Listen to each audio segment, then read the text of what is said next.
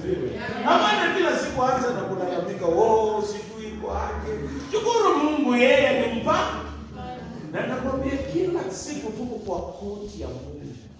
Sababu dunia yote ndio inasikia, na mamiti na ndege na viumbe vyote. Jambo la kwanza, simama, shukuru Mungu kwa vile alivyo. Bwana asifiwe. Amen. Jambo la pili katika koti ya Mungu, nitashukuru Mungu kwa yale amenitendea.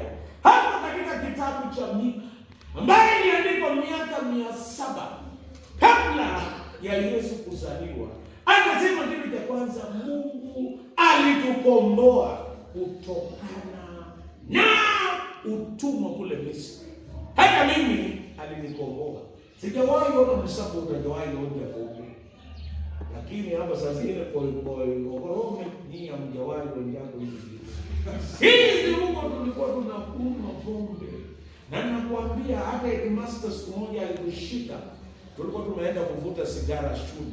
Akatuweka chini, akatuchapa viboko 6 kavu. 6 mwili. Yaani aliumiza mwili. Lakini hakuondoa tamaa ya kuvuta sigara. Ingawa mwili imeumia, lakini nilikuwa nikisikia harufu ya sigara mdomo inaanza yaani amejia. Lakini mwili kanyani imeumia, imepigwa viboko. Wakaniambia kula kitunguu. Nikakula kitunguu, mdomo ni chafu, lakini kuvuta sigara nimeshindwa. Wakaniambia kula obit ni tamu, lakini tamaa mjasta hiko. Ni mpaka siku ile nikakubali kukombolewa. Ukiwa dunia hii ya Mungu, nataka nikwambie, usisimama na kutambua yale Mungu amekutendea. Kitu cha kwanza, alitukomboa kutokana na dhambi. Bwana asifiwe. Amen. Na nilisema kila mtu ako na kinonda yake. Wengine ni pombe, wengine ni uongo.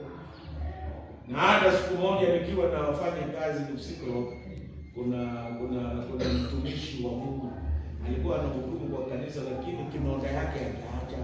Yaani prebego alikuwa anakamata kidogo. Siku moja waje akunywe excess, akapilipika kidogo kwa tu mpaka chini. Yeye baadaye alikombolewa akaacha. Kila mmoja wetu ukiwa katika koti ya Mungu, tambua chenye amekutendea. Naomba Mungu akukomboe.